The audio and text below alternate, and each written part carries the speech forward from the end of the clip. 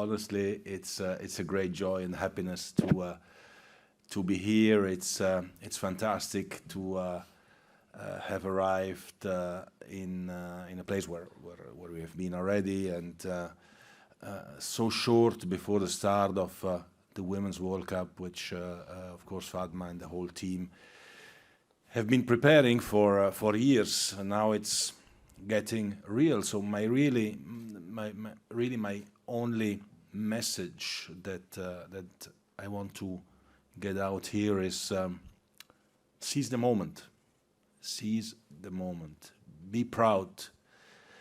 Be proud of what you have been able to achieve here in New Zealand, in Australia, of course.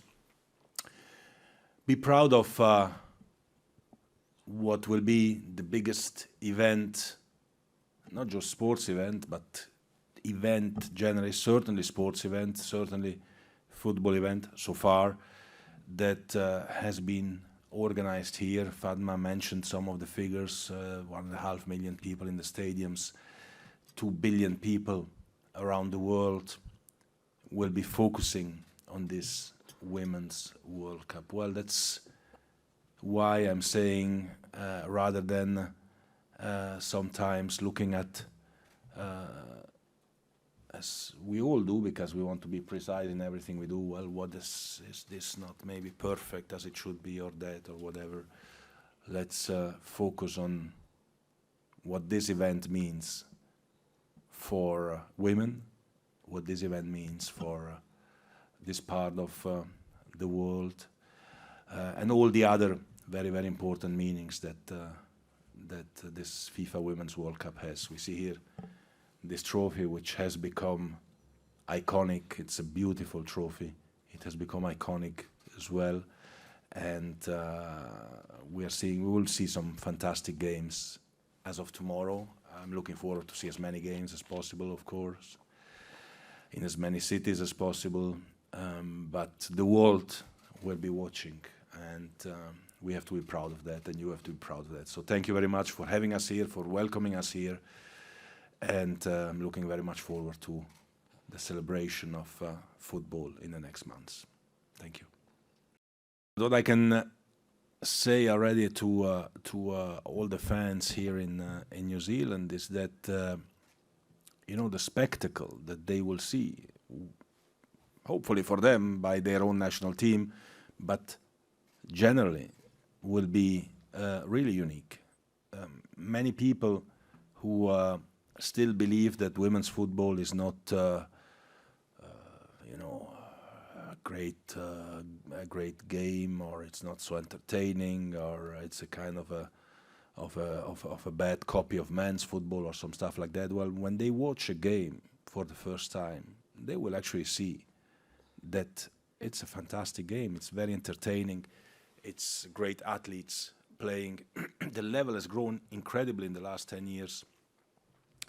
And the best are coming here. The best are playing here in New Zealand. They're playing in Australia. So the entertainment is assured and guaranteed. And I'm sure that the home team will manage as well to create the enthusiasm which is and will be needed with the population.